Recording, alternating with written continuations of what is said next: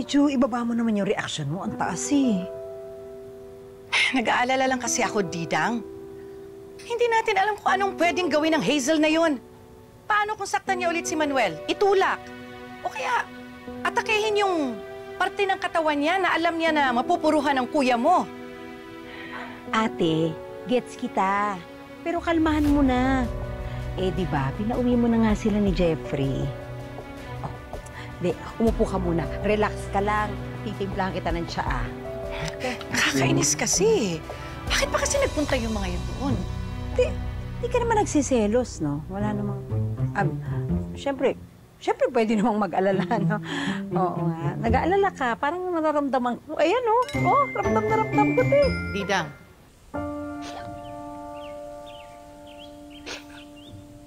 Anak, nakita mo?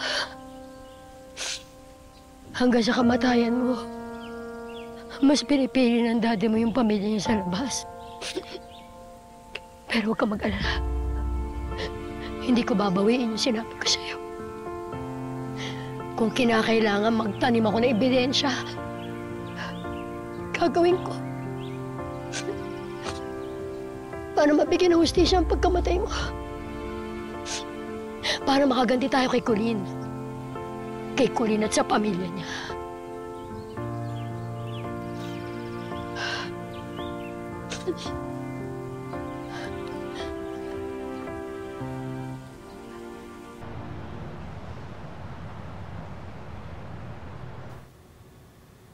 Manuel, bakit ka nakipagkita kay Hazel nang hindi mo sinasabi sa akin?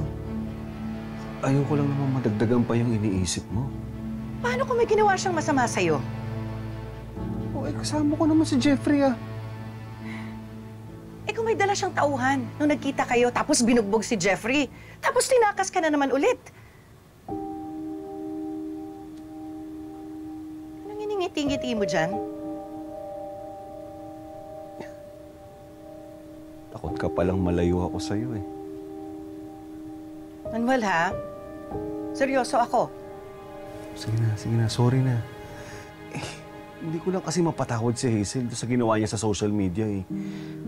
Nilalaso niya yung utak ng mga tao para magmukhang killer si Colleen. Sa tingin mo ba? May magagawa yung pakikipagkita mo sa kanya? Tingnan mo nga ngayon, no?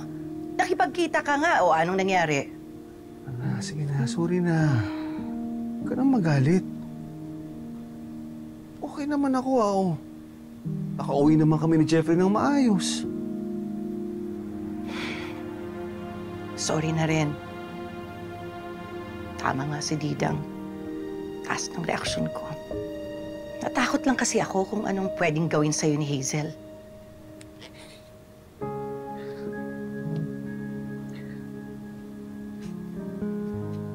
Kung mag-alala, Felma, ha?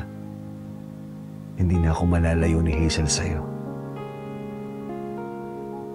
At hindi na ako mawawala sa'yo kahit kailan.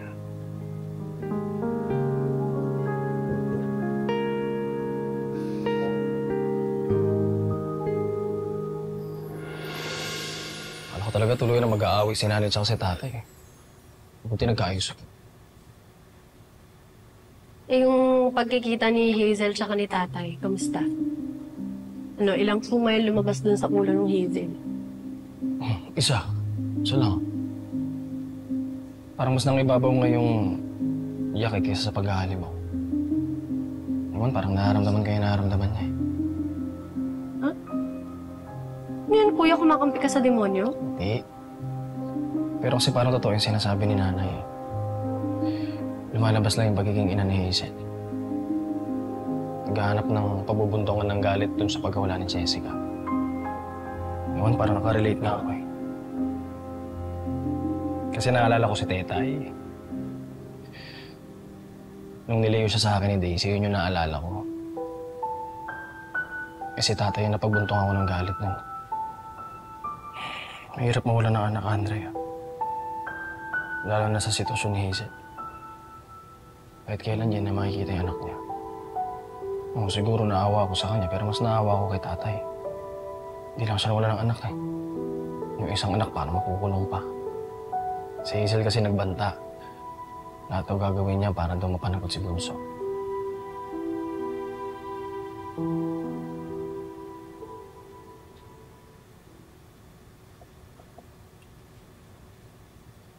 Bunso?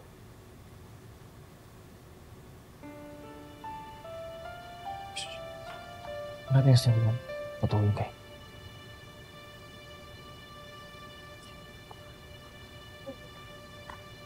Jessica. Jessica. Jessica. Bunso? Jessica. Bunso, bunso. Jessica. Bunso, wala. Bunso! Bunso! Bunso! Bunso! Bunso! Wala. Panaginip. Bunso, gising. Wala.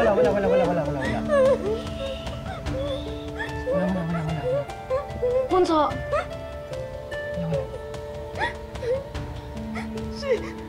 Si Jessica.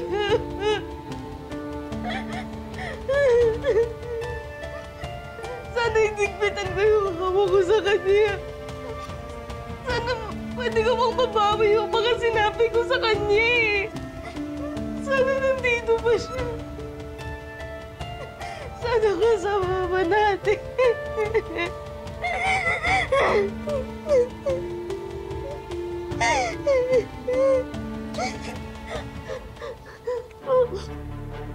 Kung itigpitan ko sana yung hawak ko sa kanya, hindi sana yung nangyari. Bakit tama si Hazel? Tinulak ko siya. Tinulak ko si Jessica. Bunso, hindi. Bakit tama si Hazel? Bunso! Bunso! Hindi. Okay? Hindi mo tinulak si Jessica. Colleen, hindi mo tinulak si Jessica. Yung mga sinasabi ni Hazel sa'yo, huwag mo hayaang pumasok sa isip mo. Paano kung may ilabas siyang testigo? Makukulong ako! Nakukulong ako! Huwag mo sasalita ng ganyan, Bunso. Hindi ganun lang, Bunso. Bunso, hindi ganun lang. Bunso! Anak! Naisip ko po wala mang gagawin ko na.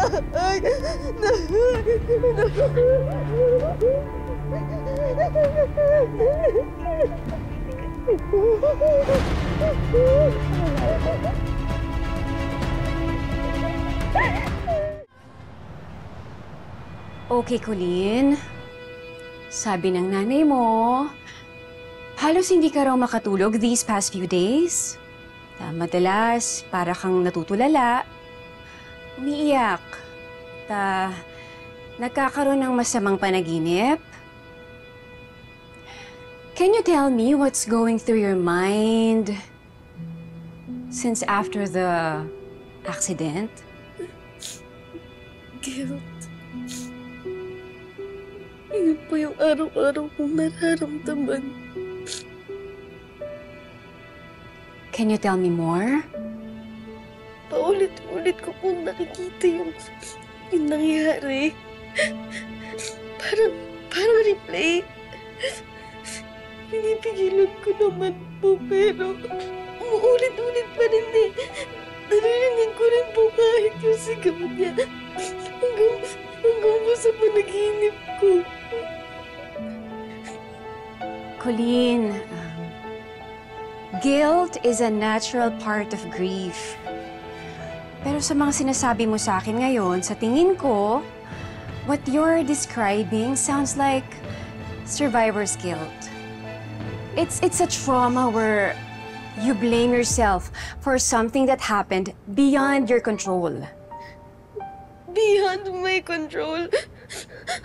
Dok, hawak-hawak ko po si Jessica. Kung inigpitan ko lang po, hindi ko po sana siya nabitawan. Hindi po sana siya nabangga. Pero paano po nga? Akala ko lang hinila ko siya. Dok, paano po kung napatay ko talaga yung kapatid ko? Kailan mo naisip yan? Hindi mo maalala. Sabi ng nanay mo pagkatapos mo raw mabasa yung mga hate comments sa'yo sa social media. Pero bago yon, you were sure na hindi mo tinulak si Jessica. Consistent ka ron. Yun ang pinaniniwalaan ng lahat at yun din ang pinaniniwalaan ko. Colleen, you did not kill your sister. Nag-away kayo, hinila mo siya, hinila rin niya yung sarili niya palayo sa'yo at hindi mo kontrol yun. Jessica's actions, her decisions, were her own, not yours. Yung nararamdaman mo, that's grief. Dahil mahal mo siya. Mahal mo si Jessica. Opo, Dok. Mahal ko si Jessica. Mahal ko siya. Kapatid ko siya eh. Ate niya ako, pero dapat pinoprotektahan ko siya eh. Hindi ko dapat siya inaway, pero anong ginawa ko, Dok? Hindi ko siya pinotektahan. Napabayaan ko siya, Dok. Napabayaan ko si Jessica. Dahil doon wala na. Wala na siya. Wala na yung kapatid ko. Wala na.